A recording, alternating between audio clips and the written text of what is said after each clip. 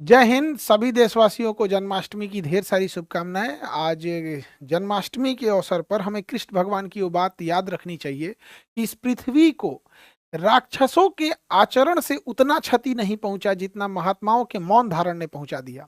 और ये हकीकत है, समाज में गलत लोग ज्यादा नहीं हैं, लेकिन वो बढ़ चढ़ के बोलते हैं और अच्छे लोग चुप रह जाते हैं। इससे गलत लोग फायदा उठा लेते हैं।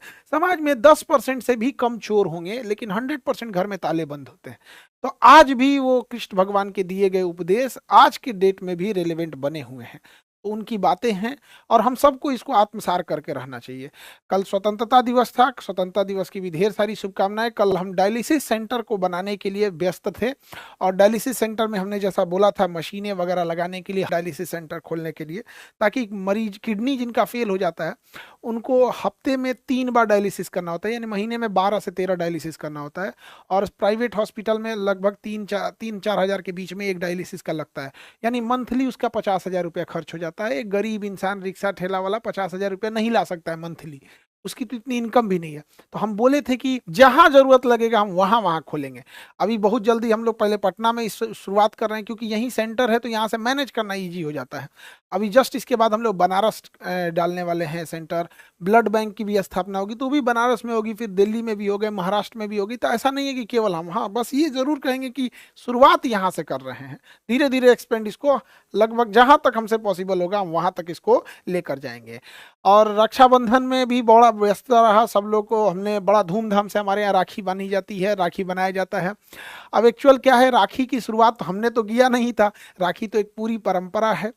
लेकिन हमारे यहाँ कैसे ऐसी राखी बांधी जाती थी, एक्चुअल में आज से 10 साल पहले जब हम लोग पढ़ाना चालू किए थे, तो उस समय रक्षाबंधन की जब हम छुट्टी दे रहे थे तो बहुत सारी लड़कियों ने पूछा कि सर आप राखी बांधने जा रहे हैं कि नहीं जा रहे हैं। तो हमने बोला था कि बबनी लोग, मेरी अपनी बहन नहीं है, इसलिए हम रक्षाबंधन में घर नहीं जा रहे हैं। तो उसी समय एक लड़की ने राखी बांध दिया था यहाँ पर, तो हम थोड़ा सा मिठाई मंगाए और उसे दे दिए यहाँ पे। और उसको देख के बाकी सारी लड़कियों ने भी राखी बांधा और धीरे धीरे ये सिलसिला चलते रहा। अब पुराने फोटोज वीडियोस देखेंगे रक्षाबंधन के तो उतनी भीड़ नहीं दिखेंगी। अभी क्या है, अभी तो बहुत ज्यादा है यहाँ पे। तो रक्षाबंधन मेरे लिए सालों से इंतजार करते हैं इस रक्षाबंधन के त्योहार का। पहले कम लड़कियां थी, अभी बहुत ज्यादा हो गए हैं। पहले बहनें कम थी, अभी ज्यादा बहनें राखी बांधने लगती हैं यहाँ पर। हम पहला राखी जो बंधवाते हैं वो हैंडीकेप लड़की से बनवाते हैं। और क्योंकि वो एक उसको मतलब नेचर ने उसके साथ एक तरह का कहिए छल कर दिया यहाँ पर। और हैंडीकेप लड़की के लिए वो चल भी नहीं पाती है, तो हमें उसके लिए घुटने पे बैठना होता है। ये दिखाता है कि प्रेम वगैरह, ऐसे नहीं है कि हम किसी दूसरे के लिए घुटने पे बैठ सकते हैं, कभी नहीं। वो एक भाई बहन का प्रेम है जो ये नहीं देखता है कि क्या धर्म है, क्या जाति है, क्या ऊंच नीच, कोई मायने नहीं रखता है। दुनिया में सबसे अच्छा प्रेम भाई बहन का लगता है, जो सुबह झगड़ा करके फिर शाम को भैया ये काम है, बहन ये कर दो कर दो। तो हमारे अपने घर में नहीं थी, इसलिए हमने हजारों बहनों से राखी बनवा लिया।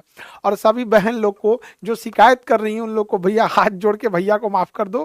कई लड़कियों का कहना है कि सर आप ये बताइए, एक साथ 10-10 लड़कियों से क्यों राखी बनवा रहे थे? मेरी बहन लोग ये बताइए, अगर एक साथ हम लोग 10-10 लड़कियों से राखी ना बनवाएं तो क्या एक दिन में हो पाएगा? तो काफी ज्यादा पता चला 2-4 दिन उसी में लग जाएंगे। 1-2 लड़की रहे तब तो ऐसा पॉसिबल होगा।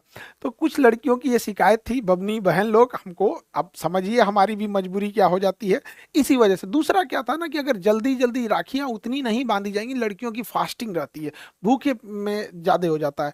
अब एक लड़की आके शिकायत करी है, सर हमारा आरती इतना रह गया। देखिए 10-15 हजार जब राखियां बांधी जाएंगी तो आरती के लिए अगर उतने टाइम बहुत बार नहीं मिल पाता है, तो हम लोग उसके लिए, एक भाई बहन का प्रेम है और इसी में सब चीजों को लेके चलना रहता है। संख्या ज्यादा हो जाने की वजह से आप भी समझते हैं थोड़ा सा मैनेजमेंट को भी देखना रहता है।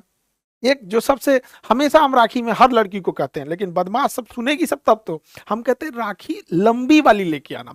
एक सिंपल सी राखी आती है धागा जैसे लंबी वाली, क्योंकि शुरुआत की ही राखियां कलाई पर बांधी पाती हैं। फिर जब कलाई मोटा हो जाता है तो राखी बंध नहीं पाता है। अब कई लड़की जब वो राखियां जो, अब एक्चुअल उनकी भी क्या गलती है, राखी बनाने वाली कंपनी भी क्या सोचती होगी कि इसे कलाई पे बांधना है, उसे थोड़ी पता कि किसी की कलाई हाथी की इतनी पैर की इतनी मोटी हो जाएगी। तो लास्ट में जो राखियां होती हैं वो बंध नहीं पाती है, तो फिर मजबूरी में क्या होती है, उन राखियों को एक पर रख के फिर उसे दूसरी किसी बड़ी राखी से लपेट दिया जाता है, बांध दिया जाता है। तो खैर इतना लंबा प्रोग्राम रहता है, तो एक साथ करने के लिए थोड़ी सी मजबूरी रहती है, और उस दिन लड़की लोग को बोल भी नहीं सकती, गुस्सा भी जाती है, तो भैया ये बात ठीक नहीं है। लेकिन समझिए बहन लोग, इस नेक्स्ट टाइम पे और बेहतर करेंगे।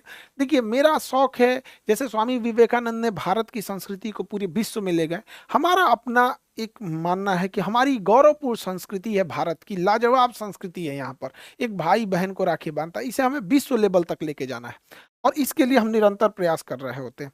लड़कियों के लिए जितनी उस समय बहनों के लिए सेवा हो सकती है, 156 प्रकार के व्यंजन बनाते हैं, कोई चीज छूट ना जाए। और इसकी शुरुआत हम कैसे किए थे, शुरू में तो कम रहते थे, एक बार हुआ क्या कि हम एक 5 स्टार होटल में गए, और वहां देखे कि 100-150 वेराइटीज के खाने लगे हुए हैं।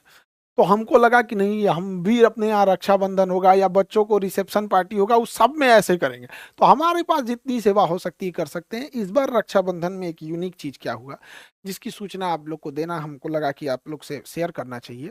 एक लड़की आई, उसके पिताजी को पैंक्रियाज में कैंसर था, और वो बड़ा भारी मन से आई कि सर पिताजी को कैंसर है, हमें दूर डिस्ट्रिक्ट से पटना आना होता है, काफी कॉस्टली इलाज है, यहाँ पे महंगा बहुत है, सर प्लीज आप एक कैंसर हॉस्पिटल खोल दीजिए।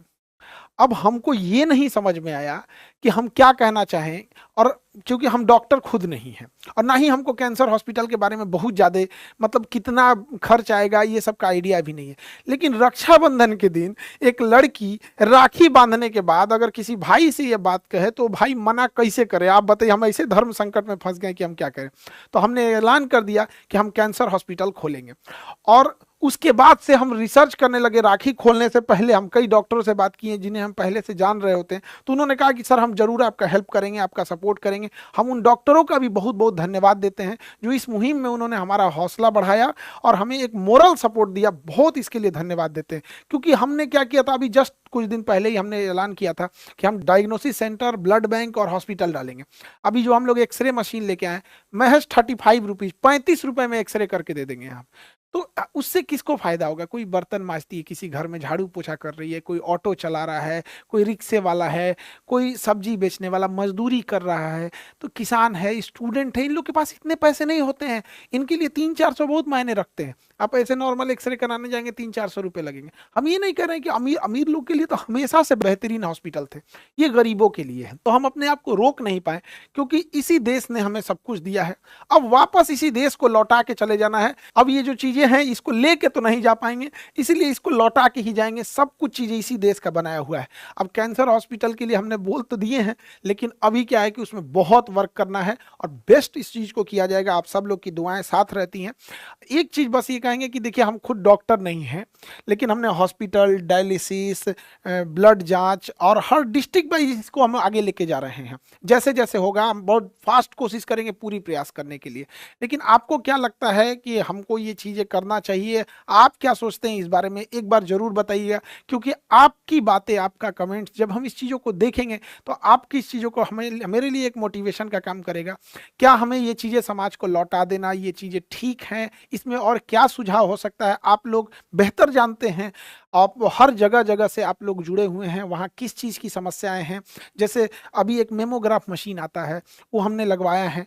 वहाँ पे किसी महिला को अगर ब्रेस्ट कैंसर है, क्योंकि महिलाओं में ब्रेस्ट कैंसर काफ़ी कॉमन होता है, तो ब्रेस्ट कैंसर को अर्ली स्टेज में पकड़ लेता है। कई बार मेमोग्राफी इतनी सटीक होती है कि वो स्टेज 1 से भी पहले डिटेक्ट कर लेता है कि आपको संभावना ज़्यादा है, फिर वो वहाँ से बता देता है कि आप पेट सिटी में जाइए क्या है।